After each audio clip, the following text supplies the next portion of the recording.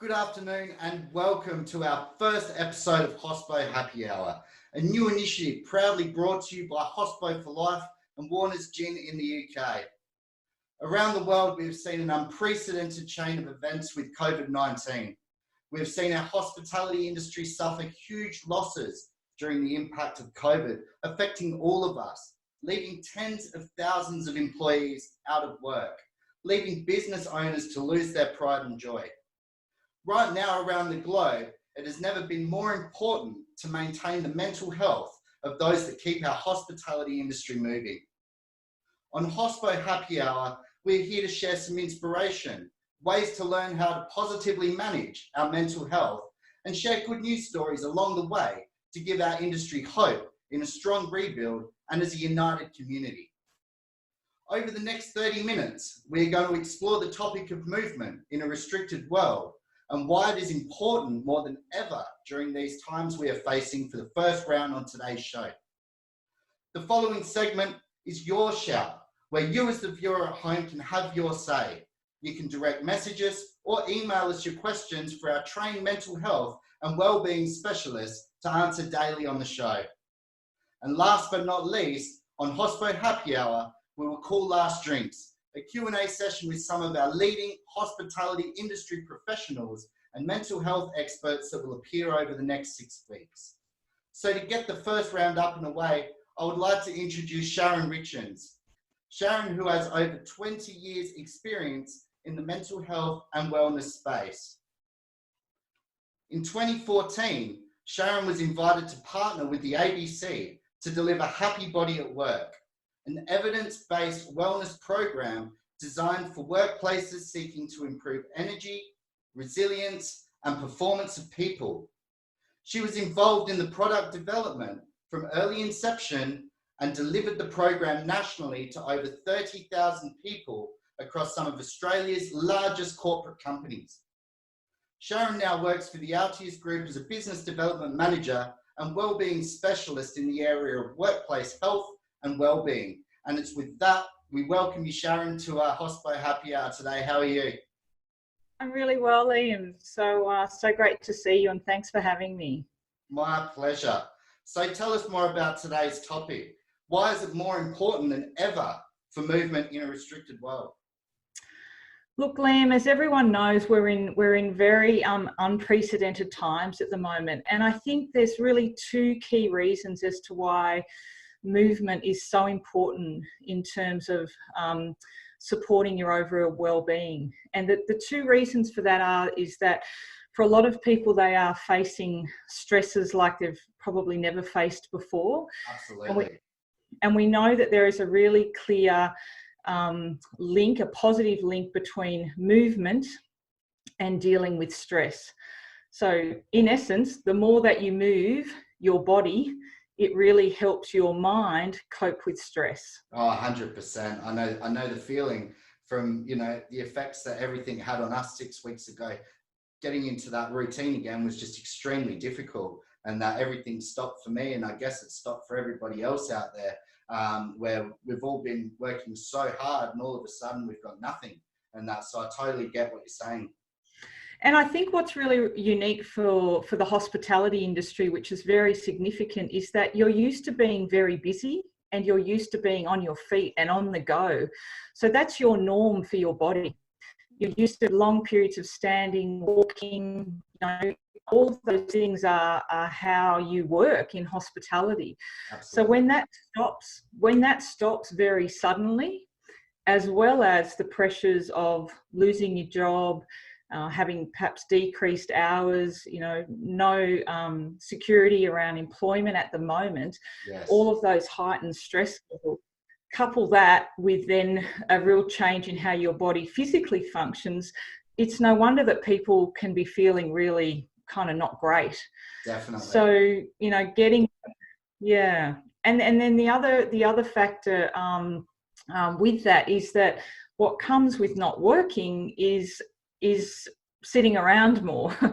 And on top of that, we're also then in this enforced social isolation, which also means that we aren't moving. So when you combine all of those factors together, you can see how much impact it can have on your overall well-being when your norm is used to being, quite active.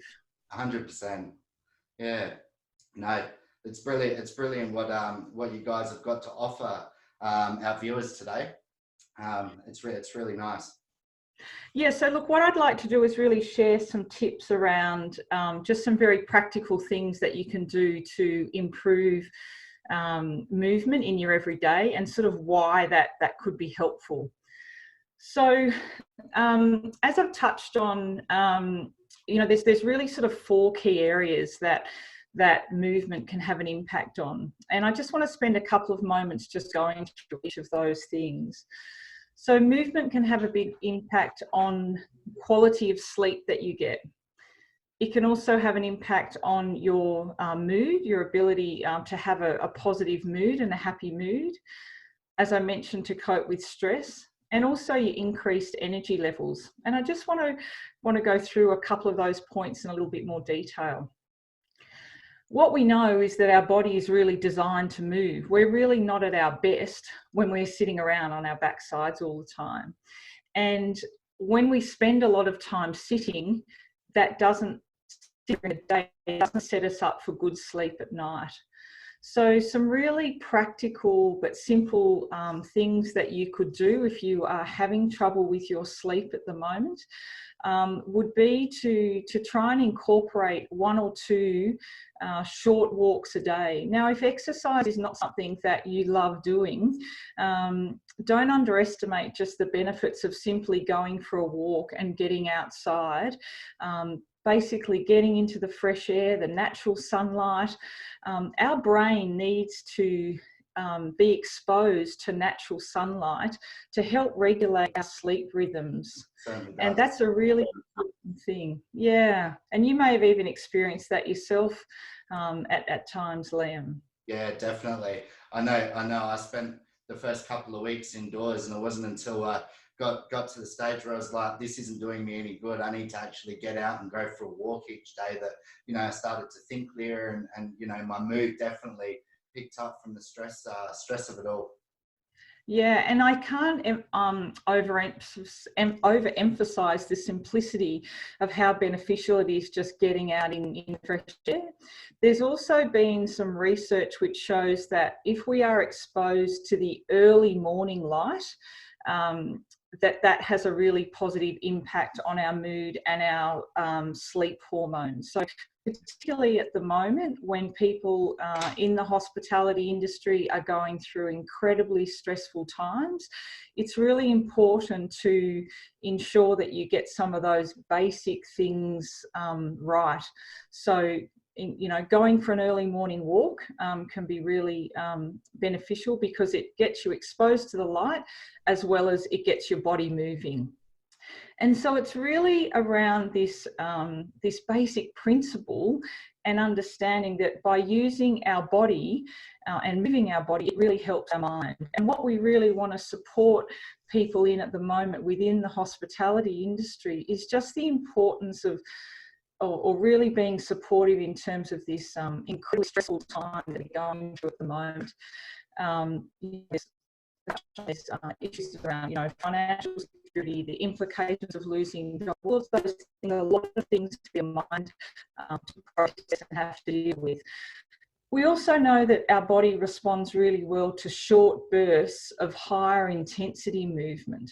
Now, what I mean by that is a simple example could be when you're going for a walk, perhaps you find a hill to go up and down, and you might just go up and down a steep hill maybe 2 or 3 times within your half-hour walk. Another thing that you could do is that you walk quickly between 2 or 3 light poles or power poles, and so that you alternate between walking at a comfortable pace and then just walking for a short burst of maybe a minute at a time, where your heart rate is just you're a little bit more puffed.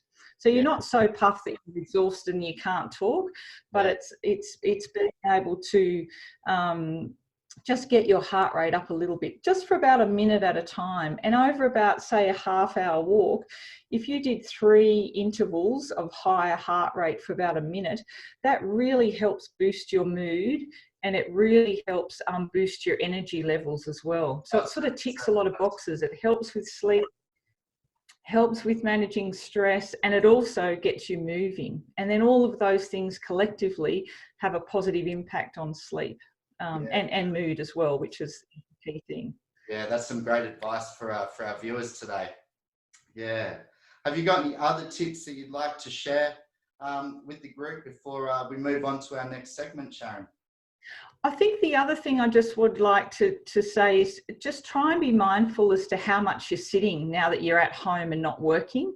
And so taking those opportunities to sort of stand up when you can and walk around is really important as well. That's movement, that's exercise.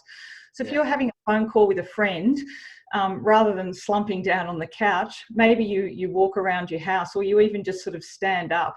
And it sounds so simple, but it really can make a big difference to how your body feels at the end of the day. And we are definitely more cooped up at the moment than what we're used to doing. So it's getting those opportunities to sort of stand up and move when you can. Yeah, definitely. Yeah, definitely. That's some great. No, so, yeah, fantastic. Yeah, no. So thanks for sharing that on our show today. It's really nice, and I think our viewers will really appreciate it. Thanks, so we're going to Liam. move on to our next segment for the show, which is Your Shout. We have had a couple of Hospo workers send in a couple of questions overnight through Facebook, and we'd like to answer them on the show today.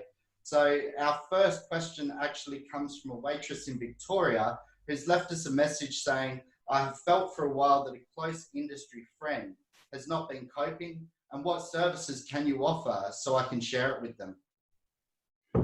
Okay, well, look, at the Altius Group, as you know, we've partnered with Hospo for Life to help provide mental health resources. And there's a couple of key things that we can really help in that way. And one is to be able to offer a free counselling session with a clinical psychologist via telehealth.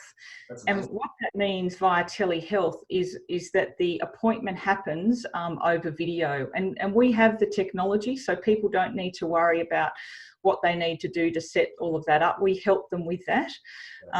And by contacting Hospo for Life, which is at the info@hospoforlife.com.au email address, or via any of the social media platforms, they can reach out to Hospo for Life, and then we can start that process of getting people appointments with a psychologist, and then linking them on with further consultations through the Medicare system, because there's been a lot of changes that the government has made to make access to psychologists at the moment a lot easier, which is really fantastic for people. Yeah, wow. Our next question comes from another Hospo worker in New South Wales, somewhere local to us. Since losing my job, I haven't been able to sleep very well and have been finding myself more anxious than normal. Where can I start to improve how I feel? So look, those points that we've talked about, getting exposure to the early morning sunlight is very important. Making sure that you've got some movement in your day. Certainly the research shows that if you're having trouble with sleeping, it's better to exercise, not to exercise in the early evening. So that's something to be mindful of. Get out during the day and get out during the morning. My third point that I would suggest to the viewer would be to make sure that you get off your devices about an hour before you're going to bed, and setting up those good sleep routines. So having a goal as to what time you'd like to go to bed. It's very easy to get out of routine when you're not working. Yes. So for example, if you aim to go to bed at 10 o'clock, set an alarm for 9 o'clock. Yeah. And when your alarm goes off, turn off your mobile phone, get off your laptop, get off your iPad, dim the lights, and all of those things are like messages to your brain. We need to start to prepare for sleep. Yeah. And once you do those things for a few days, sometimes it takes a little bit longer, your body will start to respond better to those sleep messages. and then combine that with some movement during the day. That's some fantastic advice, Sharon. Well, we'd like to thank you, and I think our viewers would be extremely thankful to have you present that on our show today. And we look forward to catching you again soon. Fantastic. Thanks for having me. Thanks, Sharon. Special guest for Last Drinks today is Derick, the CEO and founder of the Altius Group and a proud partner of Hospo for Life. We'd like to thank Derick for joining us on the show today. How are you, Derick? Going well, thanks, Liam. How are you? Brilliant. So, Derick, you've been in the mental health space for many years. Can you tell our viewers how long Altius Group's been around and what you actually do? Sure, Liam. Yep. So the Altius Group's been around for 18 years, and we essentially help people recover from mental health conditions and physical health conditions. We also help the workplaces that employ those people to maintain good work practices and have a thriving workforce as well. So we treat people in the event they do have something more significant that impacts on their health, but we also keep people well through our wellbeing programs. That's fantastic. I believe you once spent a bit of time in hospitality. What was your experience and what was the turning point to do the amazing work that you do now? Yeah, well, Liam, like many people, I did spend a fair bit of time in the hospitality industry, and I did that while I was studying at university. And my experience there was essentially pulling beers in a pub, and it was a fantastic experience because I guess it's one of the rare industries where you interact with a lot of different people all the time. You have your locals and your regulars, and then you have people who come in less often, and it's a really wide variety of people that you're interacting with and learning about. And I think I used that experience quite a lot in then moving into the health space and working. In fact, my first job was in mental health in the community, and that really required a lot of I guess interacting with people and forming relationships with people and building trust with people. And those are all things that you do in hospitality work. So I felt pretty lucky to have worked in the industry and taken the skills that I developed there into what I'm doing now. That's fantastic. One thing through COVID, I guess, hasn't just affected, the hospitality industry, it's affected a various range of different employment and different industries. Have you seen an increase in the amount of people needing mental health support during COVID? Yes, we have, Liam, and I think, as you rightly say, there's a lot of uncertainty, and when there's uncertainty in the world, mental health does get challenged, and people struggle to cope with that uncertainty. So we've definitely seen an increase in the demand for our mental health services with COVID.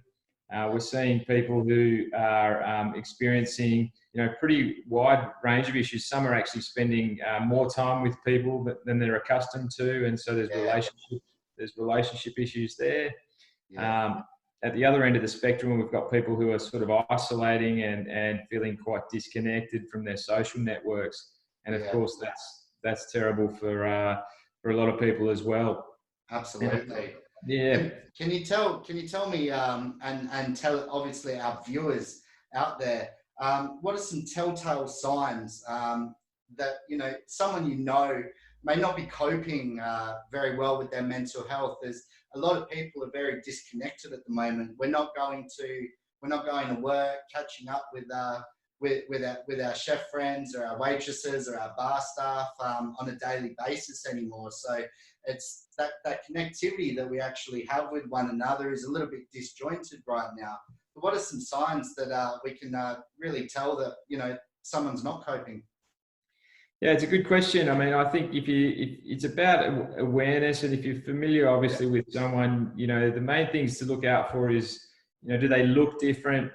Do they sound different? Are they behaving differently to what they normally do? Are they talking about things with heightened levels of concern or anxiety? Do they seem a little bit more anxious? More withdrawn? So I think that the best way is to look for changes that are not positive, and maybe people are drinking a little bit more, maybe they're isolating a little bit more than what they're used to, obviously, but they're the sorts of telltale signs, and it doesn't always mean that someone's not well or not coping, but it gives you an avenue to talk to someone about what you're noticing, and therefore explore with them and support them if they need that support, and obviously then tap them into the great services that are out there for people at the moment. Yeah, absolutely. No, we have to absolutely thank you for being a proud partner of Hospo for Life, and really giving our hospitality community, some positive steps, not only through Hospo Happy Hour, but also, solid steps to maintain their mental health on a daily basis. And also, if they are struggling, that we can actually come to you and send them to you for mental health support. It's been absolutely amazing to have that partnership with you guys. It's very special, the work that you guys are doing at Altius Group, and the hospitality industry really needs it right now. It's great to be partnering with you and Hospo for Life, Liam, and we're looking forward to supporting everyone who's tuning in. Nah, fantastic. It's great to have you on the show, Derick, and have a wonderful week, and look forward to talking soon. Thanks. Catch you soon. My pleasure. Thanks, Derick. And that's a wrap for our first episode of Hospo Happy Hour. I'd like to thank the viewers for tuning in today. You can catch us on Facebook, Instagram, LinkedIn, and YouTube. And if you have any concerns or would like to be put in touch with a specialist, feel free to email us at info@hospoforlife.com.au. We would like to extend a massive thank you out to our partners at Warner's Gin for the support they're providing Hospo Happy Hour, with $5 from every bottle purchased in Dan Murphy's funding each of these episodes. A big thank you as well to our special guest from Altius Group today. You can catch us tomorrow at 5 p.m. for another jam-packed episode. We will be discussing social distancing, isolation, and health, the difference between loneliness and being alone. Also, for last drinks tomorrow, we have Svenel Manning, the Managing Director of the Speakeasy Group and founder of Ananas Training and Management Platform. We look forward to having him on the show, and we look forward to catching you all tomorrow. Stay strong and stay united in spirit to create a positive change for a healthier industry. I'm Chef Liam Crawley, and have a great night.